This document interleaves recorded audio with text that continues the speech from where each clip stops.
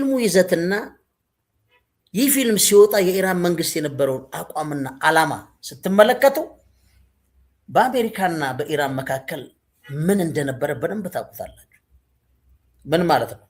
ለምሳሌ የዚህ የፊልም ታሪክ ባጭሩ ገብታችሁ ታዩታል። ይህን ፕሮግራም ሲጨርሱ እነዚህ ፊልሞች ዋቸው ሙሉ ያደርግላቸዋል።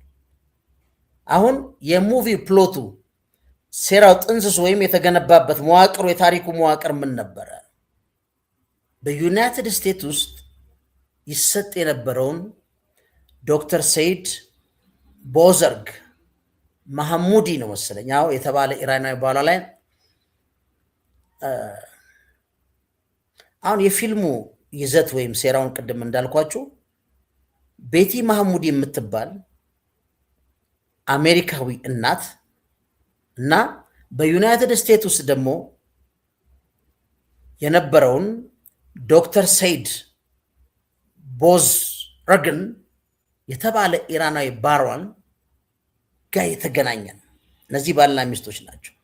እንግዲህ ይሄ ጉዞ እንዴት ነው የሚጀምረው ካላችሁ በ1984 ዓመተ ምህረት ባልየው ሙዲ ለሁለት ሳምንታት ያህል ቤተሰቦቹን ለመጠየቅ ከባለቤቱና ከልጆቻቸው ማህቶብ ጋር ወደ ኢራን ለመጓዝ ሚስቱን ያባብላታል። ቴህራን እንደደረሱ ግን ባልየው ሐሳቡን በመቀየር እዛው ኢራን ውስጥ በቋሚነት እንደሚኖሩና ሚስቱና ልጆቹ ወደ አሜሪካ ተመልሰው እንዳይሄዱ ይከለክላቸዋል። ይሄ ፊልሙ ነው። እገታውና ስቃዩን እንግዲህ ሴራው እዚህ ጋር ነው የመጣው። እንግዲህ በወቅቱ የኢራን ሕግ ለአንድ የውጭ ሀገር ሴት ሙሉ መብት አይሰጥም። ባል የፈቀደውን ብቻ ነው ማድረግ የምትችለው። ቤቲ በባሏ ዘመዶች ክትትል ይደረግባታል። ከውጭ ዓለም ጋር እንዳትገናኝ ታገዳለች። እንዲሁም አካላዊና ስነ ልቦናዊ ጥቃቶች ይደርሱባታል። ባሏ አንቺ መሄድ ትችያለሽ፣ ልጄን ግን ኢራን ውስጥ ነው የምታድገው ይላታል። ይሄ የፊልሙ ነው፣ እኔ አይደለሁም። ታዩታላችሁ። አስቡት እዚህ ጋር ምን ያህል የማህበረሰብ መጋጨት እንዳለበት። የእሴት ልዩነቶች ተመልከቱ። የሊበራል ቫሊዩንና እዛ ያለው እንግዲህ ኢስላሚክ ቫሊዩን ለመተንተን የሞከሩት ነው። ሌላውም እንደምታደርገው ከዚህ ከእገታና ስቃይ ቀጥሎ ስለ ማምለጥ እንዴት ልታመልጥ ትችላለች? ቤቲ ግን ያለ ልጄ በፍጹም አልመለስም በማለት ቆርጣ ትነሳለች። ጀግና ያደርጓታል። ልጇን ይዛ ጨክና ከኢራን ውስጥ የምታወልጥ ሙሉ ሴት ያደርጓታል።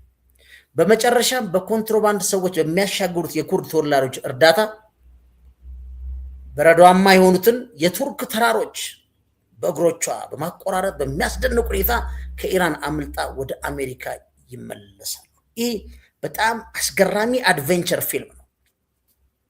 ግን ይሄ ሆሊውድ የሰራው ፊልም ነው። ለዚህ የኢራን መንግስት ፊልሙን ለምንድን ነው አነጋጋሪ ያደረገው ካላችሁ የኢራን መንግስት በወቅቱ የፊልሙን ኢንቴንሽን እና እሱ ያደረገውን ሪያክሽን መልስ ስታዩት ይገባቸዋል። ይህ ፊልም በዓለም አቀፍ ደረጃ ሲታይ የኢራን መንግስትና ህዝብ በጣም ከፍተኛ ቁጣና ተቃውሞ አሰምተውበታል። የኢራን ዓላማና አቋም በዚህ ፊልም ላይ ምን ነበረ ካላችሁ አንደኛ የፊልሙን ፕሮፓጋንዳ ማጋለጥና እስላሞፎቢያን መዋጋት ነው ብለው ነው ቀርጸው ይሄን ነገር ቻሌንጅ ያደረጉት። ይሄ ኢራኖች ናቸው፣ ፈንታሌ ሚዲያ አይደለም። ሴትዮዋንም ጀግና አድርገው በቱርክ በረዷማ ባህር አቋርጦ ያወጡትም አሜሪካኖች ናቸው። እኛ ለፈንታሌ ሚዲያዎች አቅራቢዎች ናቸው። የፈንታሌ ሚዲያ አድማጮች ደግሞ ፊልሙን ያዩትና ይፈርዳሉ። የኢራን መንግስት ፊልሙን የምዕራባውያን የፖለቲካ ፕሮፓጋንዳ ነው ብሎ ፈረጀው። መጀመሪያ ዓላማቸው አሉ ፊልሙ በኢራን ባህል ህዝብና በእስልምና ሃይማኖት ላይ የተዛባ ግንኙነት ምልከታን በሉት ጥላቻን የሚያስፋፋ ኢስላሞፎቢያ ገጽታ አለው የሚል ለዓለም ማሳያ ያቀዱት ነው። ፊልሙ ሁሉንም ኢራናውያን ጨካኝ፣ ሴቶችን ጨቋኝና ኋላ ቀር አድርጎ ያሳያል። የሊበራል ኤገንስት ፕሪ ሞደርን ሶሳይቲ ነው ኢራንን የገለጸበት የሚል ቁጣ ያስነሳል። እነሱ ግን ተቆጥተው ዝም አላሉ። ፊልም ያዘጋጃሉ። የአሜሪካኖቹ የሆሊውዱ ምን ነበር የሚለው? ኖት ዊዛውት ማይ ዶተር፣ ያለ ልጄ አልመለስም አሉ። ኢራኖችስ ምን አሉ? ዊዛውት ማይ ዶተር። ስለዚህ እነዚህን የኢራን መንግስት ፊልሙን ለማስተባበልና የራሱ እውነት ለማሳየት ወይም ለመሸጥ በ2002 ዊዛውት ማይ ዶተር ያለ ልጄ የተሰኘ አጸፋዊ ዘገባ ፊልም ወይም ዘጋቢ ፊልም ብንለው ዶክመንተሪ ሰርቶ አሰራጭቷል። ኢራንስ በዚህ ላይ ለማስተላለፍ የፈለገችው ምንድን ነው ካላችሁ የዚህ ዘገባ ዋናው ጭብጥ እውነተኛው ባል ዶክተር ሙዲ በአሜሪካ ፊልም ላይ እንደቀረበው ጨካኝ ሳይሆን ልጁን የሚወድና ሚስቱ ጥላው የጠፋችበት ምስኪን አባት እንደሆነ ማሳየት፣ ሁለተኛው ቤቲ መሐሙዲ በጻፈችው መጽሐፍና በተሰራው ፊልም ላይ ያሉትን የፈጠራ ታሪኮች ማጋለጥ ነው። በነገራችን ላይ እውነተኛ ታሪክ የተባለችው ሴትየዋ ስለጻፈችው ከሷ መጽሐፍ ተነስተን ነው የሚሉት። ያ ግን ፈጠራ ነው ብለው ነው ኢራኖች ፊልም የሰሩት። ስለዚህ በኢራንና በአሜሪካ መካከል ባለው የፖለቲካ ቅራኔ ምክንያት የንጹሃን ቤተሰቦች ህይወት እንዴት መስዋዕት እንደሚሆን ማሳየት ነበር። ስለዚህ በዛ በፊልሙ ላይ መሬት ላይ ያለው ተጨባጭ ብቻ ሳይሆን ዓለምም እንዲገነዘባቸው የራሳቸውን አለን የሚሉትን እውነት ሸጠዋል ሁለቱ።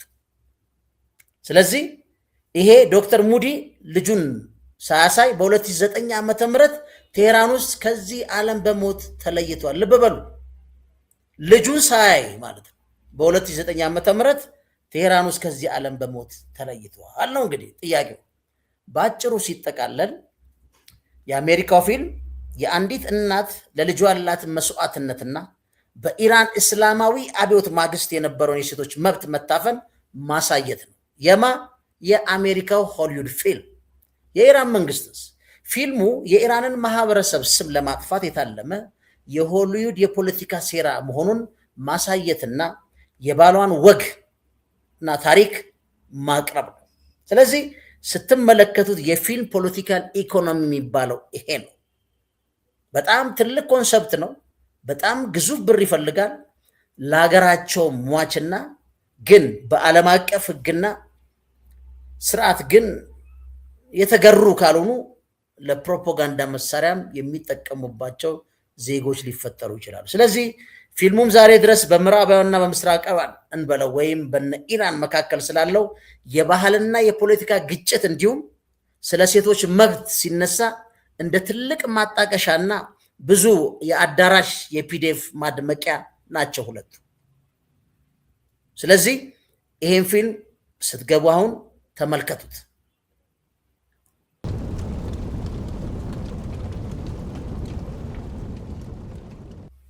አርጎ የሚለውን ፊልም አይታችሁታል። በ2012 ወጥቶ ምርጥ ፊልም ጨምሮ 3 የኦስካር ሽልማቶችን ያሸነፈ በእውነተኛ ታሪክ ላይ የተመሰረተ እጅግ አጓጊ የሆሊውድ የፖለቲካ ትሪለር ፊልም ነው። ፊልሙን ያዘጋጀው ዋናው ገጸ ባህሪው ነው የተወነው ማን ነው? ቤን አፍሊክ።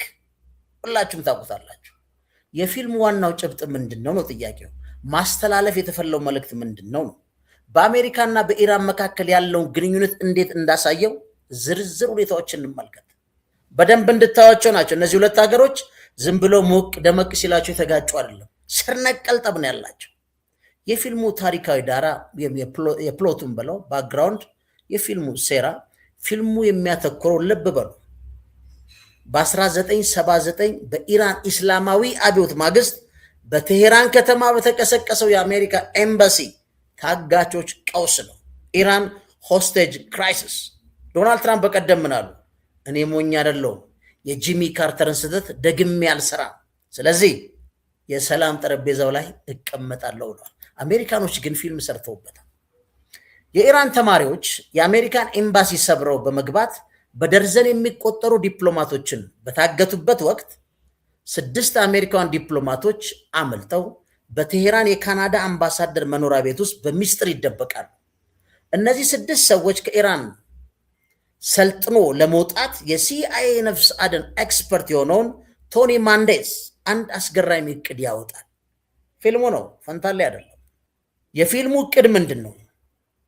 አርጎ የተሰኘው ሳይንቲፊክ ፊክሽን የሆነ ሳይንሳዊ ልቦለድ ፊልም በሆሊውድ እንደሚቀረጽ አስመስሎ ማስተዋወቅ፣ እና እቅዱን ለማስፈጸም ወደ ቴሄራን በመግባት ሰባቱንም አሜሪካውያን የፊልም ባለሙያዎች ናቸው አስመስሎ በካናዳ ፓስፖርት በቴሄራን አየር ማረፊያ በኩል ይዞ መውጣት ነው። ስለዚህ ሁለተኛው የፊልሙ ዋና ጭብጥና ለማስተላለፍ የተፈለገው መልእክት ታዲያ ምንድን ነው? የሆሊውድና የፈጠራ ክሪኤቲቪቲን ጉልበት ነው አንዱ። የፊልሙ ዋናው ጭብጥ የፈጠራና የውሸት ታሪክ እውነታን የማሸነፍ አቅም ወይም በስነ ልብ በምናብ የምትፈጥራቸው ጉዳይ መሬት ላይ ያለውን ሀቆች እንደሚሻገሩ ለማሳየት ነው። ሲአይኤ በጦር መሳሪያውን በወታደራዊ ኃይል ሊያወጣቸው ያልቻላቸውን ታጋቾች በነባራዊው ዓለም በፊልም ጥበብ እና በሆሊውድ ስም በተሰራ ስነ ልቦናዊ ማታለልም በለው ወይም ምናባዊ ማዳን መቻሉን ያሳያል። ጥበብ ለፖለቲካና ለደህንነት ስራ እንዴት ስልታዊ መሳሪያ እንደሆነች ፍንትው አድርጎ የሚያሳይ ነው። በነገራችን ላይ ከጀርባ ያሉ ያልተዘመሩ ጀግኖችና ትብብርስ ማን ነው ከዚህ ቢሃይንድ ያለው? ፊልሙ እንግዲህ በ1979 ዓ.ም ድረስ በሚስጥር ተይዞ የነበረውን የታሪክ ገጽታ ይፋ ያደረገ ነው። አሜሪካን ለማዳን የካናዳ መንግስት ያደረገውን ከፍተኛ ዲፕሎማሲያዊ መስዋዕትነትና የሲአይኤ ባለሙያ ህይወታቸውን ላደጋ አጋልጠው ያደረጉትን ተጋድሎ ምንድን ነው የሚዘክር ነው። ልብ በሉ። ግን በምናባዊ ዓለም ተሰርቷል ተብሎ የተቀመጠ ነው። ስለዚህ በአሜሪካና በኢራን መካከል ምን ለማሳየት ተፈልጎ ነው አርጎ በአሜሪካና በኢራን መካከል ያለውን ታሪካዊ፣ ፖለቲካዊና ባህላዊ ፍጥጫ በጥልቀትና በውጥረት የተሞላ አድርጎ አሳይቷል ይባላል። እርግጠኛ ነኝ ተመልሳችሁ ታዩታላችሁ። የዚህ ታሪካዊ አኒሞሲቲ ወይም ቂም ጥላቻን በለው አመጣጥ ምንድን ነው? ፊልሙን ለምን በዚህ መልኩ ማድረግ ተፈለገ ካላችሁ ፊልሙ ሲጀመር በጣም ሚዛናዊ በሆነ መንገድ የታሪኩን መነሻ ያብራራል።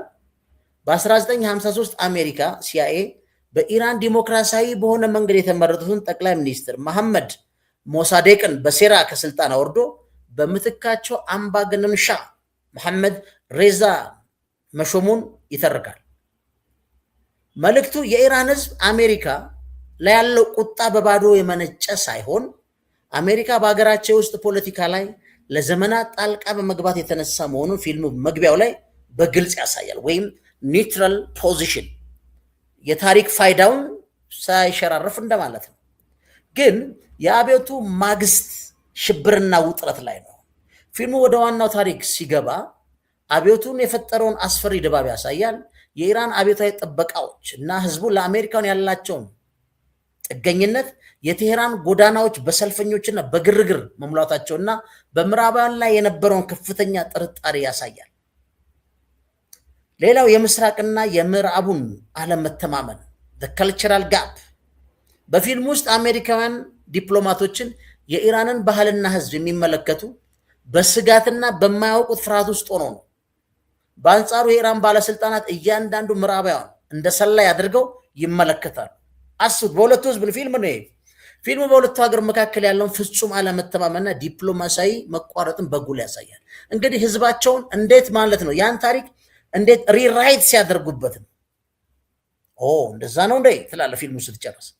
ስለዚህ አርጎ ለማስተላለፍ የፈለገው መልእክት እንግዲህ በአብዛኞቹ እንደሚሉት በፖለቲካ ቀውስና በጦርነት አፋፍ ላይ በሚገኝ ዓለም ውስጥ ህይወትን ለማዳን ሰብአዊነትን፣ ብልሃትና ዓለም አቀፍ ትብብር ከጦር መሳሪያ በላይ ይሰራሉ የሚል ነው ጭብጡ። ነገር ግን ፊልሙን የሚተቹትስ በተለይ በኢራን ወገን ያሉት ምንድን ነው የሚሉት ማለትም ስጥሩ ነው። ፊልሙ ይላሉ የኢራን ወገን ያሉት መግቢያው ላይ የኢራንን ታሪክ ሚዛናዊ አድርጎ ለመጀመር ቢሞክርም ይላሉ ወደ መሃል ግን ታሪኩን ለሆሊውድ ሲኒማ እንዲመች አድርጎታል። በቴሄራን አየር ማረፊያ ላይ የተደረገ የሩጫና የትንፋሽ መቆራረጥ ትዕይንት ለፊልም ማጀቢያ የተፈጠረ ድራማ እንጂ በእውነተኛው ታሪክ ላይ የኢራን ባለስልጣናት አውሮፕላኑን ለማቆም መኪናውን አላሳደዱም። በዚህ ምክንያት ፊልም የኢራን የጸጥታ አካላት የማያስተውሉና በቀላሉ የሚታለሉ አድርጎ በመኪና አውሮፕላን የሚያሳድዱ አድርጎ ነው ያሳየን ነው አንዱ። ስለዚህ በዚህ መልኩ የተቀመጡ አሉ። ሌላው እዚህ ላይ ብቃን ግን ዜሮ ዳርክ ሰርቲ የሚል ከፈለጋችሁ እሱን ፊልሙን ፈለጋችሁ ልታዩት ትችላላችሁ። ዜሮ ዳርክ ሰርቲ የሚል ይህም በ2012 የወጣ ነው። የሆሊውድና የአሜሪካ የደህንነት ተቋማት ስልታዊ ጥምረት ለማሳየት ትክክለኛ ማጣቀሻ የሚሆኑ የፖለቲካ ትሪለር ፊልም ነው። እዩት። ይሄም አሪፍ ፊልም ነው። በነገራችን ላይ ፊልሙ የሚተርከው የኦሳማ ቢንላደን መደበቂያ ቦታ ለማግኘትና እሱን ለመግደል ሲአይኤ ለ10 ዓመታት ያደረገውን ጥንካሬ የተሞላበት ፍለጋ ነው። በፊልሙ ፖለቲካ ኢኮኖሚ እይታ ይህ ስራ የሲአይኤ መዝናኛ ኢንዱስትሪ ግንኙነት ቢሮ ሚና ፍንትው አድርጎ ያሳያል። በአጠቃላይ የዛሬ ዝግጅታችን ይሄን ይመስላል። ረጅም ነው። እያረፋችሁ ቀስ እያላችሁ ብትመለከቱት በጣም አሪፍ ስቶሪ ነው ያቀረብንላችሁ። ፊልሞቹንም ተመልከቷቸው። ሀሳብ ካላችሁ ምን መሻሻል መጨመር አለበት የሚሉትን ደግሞ ብትነግሩን በጣም ደስ ይለናል። ፈንታሌዎችንን ቻናላችን ላይክ፣ ሰብስክራይብ ማድረጋችሁን አዘንጉ። አብራችሁ ነው